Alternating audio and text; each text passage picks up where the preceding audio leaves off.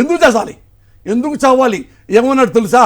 శ్రీశ్రీ దొంగల అసలే ఈ దరిద్రపు లోకంలో ఇలాంటి నా కొడుకులు ఉంటారు, ఇలాంటి నారా చంద్రబాబు ఉంటాడు, ఇలాంటి లోకేష్ ఉంటాడు, అలాంటి హీరో ఉంటాడు.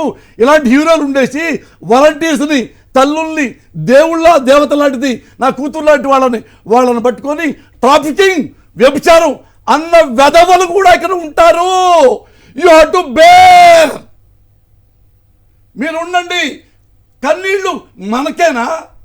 నా కొడుకులు ఉండవా? ఏంటమ్మా గీతాంజలి, ఎక్కడికి వెళ్ళావు? నాకు ఒక గంట ముందు చెప్పుంటే నిన్ను బతికించుకునేవాడిని. నీకేనా మా కన్నీళ్ళు ఉంది? వాడి కన్నీళ్ళు ఉండవా? వాడి పెళ్ళానికి కన్నీళ్ళు ఉండవా? వాడి అమ్మకి కన్నీళ్ళు ఉండవా? మనకేనా కన్నీళ్ళు ఉంటాయి? నువ్వెందుకు ఏడుస్తావు? ఇంత జగనన్న నీకు అన్నీ ఇస్తే, నీకు ఇల్లు ఇచ్చి పెన్షన్ ఇచ్చి అన్నీ నువ్వే చెప్పావు. అన్నీ ఇచ్చి అన్నీ తీసుకొని 2 బిడ్డలను వదిలేసి, భర్తను వదిలేసి, ఎవడి కోసమమ్మా, ఎవడి మీద కోపంతో చచ్చిపోయావు? ఎవరికో చచ్చిపోవాలండి? ఈ నా కొడుకుల కోసమా? నా కొడుకుల కన్నా డబ్బు మతం అడ్డంగా సంపాదించాడు నారా చంద్రబాబు నాయుడు. వినండి, ఆ డబ్బులు విసిరేసి ఎన్టీ రామారావు దగ్గర ఉన్న ఎమ్మెల్యేలు కొన్నాడు. ఆ డబ్బు విసిరేసి వెన్నుపోటు పడిచి కబ్జా చేశాడు ముఖ్యమంత్రి పోస్టు. ఆ డబ్బులు విసిరేసి రామారావుని చెప్పులతో కొట్టించాడు. ఆ డబ్బులు విసిరేసి జగన్ గారు కష్టపడి సంపాదించుకున్న 23 మంది ఎమ్మెల్యేలని డబ్బులతో కొనేశాడు. ఆ డబ్బులు విసిరేసేసి ఇతను బయట ఉంటే మన నష్టమని చెప్పి 1.5 years జగన్మోహన్ రెడ్డి జైల్లో పెట్టించాడు. ఆ డబ్బులే విసిరేసి ఈ సన్నాసి జైలుకి వెళ్ళి అన్ని కోట్లు విదజల్లి మళ్ళీ బయటకు వచ్చాడు.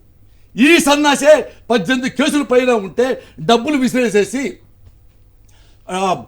స్టేలు తెచ్చుకుంటున్నాడు. ఈ విధవే ఇదే డబ్బులు విసిరేసి కర్ణాటక వెళ్ళి బీజేపీ ఓడించడానికి కాంగ్రెస్ డబ్బులు విసిరేశాడు. ఈ విధవే మోడీని ఓడించడానికి కాంగ్రెస్ దగ్గరికి వెళ్ళి, సోనియా దగ్గరికి వెళ్ళి, రాహుల్ గాంధీ దగ్గరికి వెళ్ళి చేయి వాటేసుకొని మోడీని కూడా ఓడించడానికి అంత డబ్బులు ఈ డబ్బులు వేస్ట్ చేశాడు. అయితే దురదృష్టం ఏంటంటే, ఇంత చేస్తున్న ఈ మ్యాస్కరేడ్కి, అంటే మేకవన్ని పులికి ఏం సిగ్గు లేకుండా పోయింది బీజేపీకి.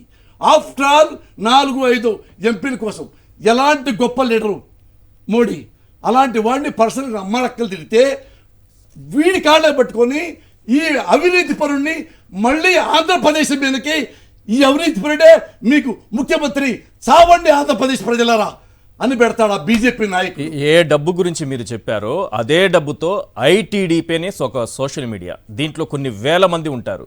వాళ్ళందరికీ నెల నెల జీతాలు, ఎన్ని పోస్టులు పెట్టారు, ఎంత రీచ్ అయిందనే దాన్ని బట్టి వాళ్ళకి జీతాలు ఉంటాయి.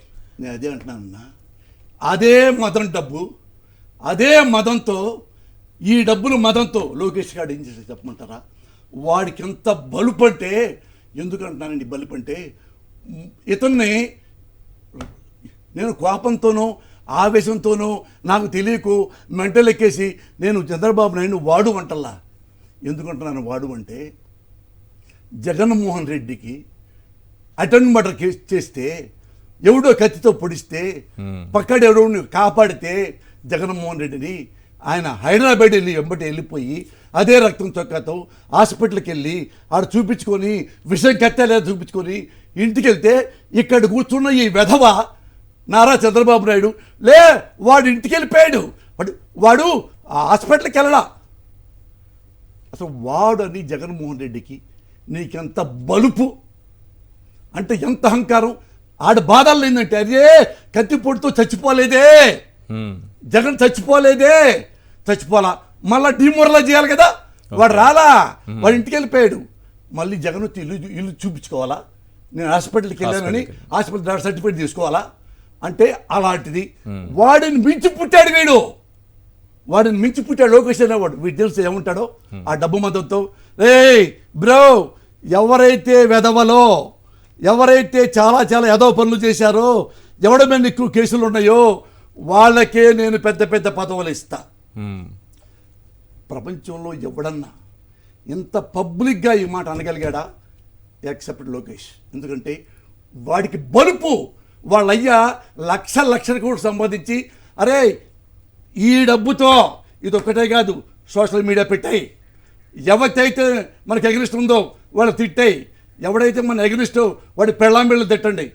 వాడు కూడా పెట్టి డబ్బులు ఇచ్చి ఆడాళ్ళని, మగవాళ్ళని, పిల్లలు లేదు, పెద్ద లేదు, ఎవ్వడూ లేదు, లాస్ట్లో గీతాంజలి కూడా లేదు.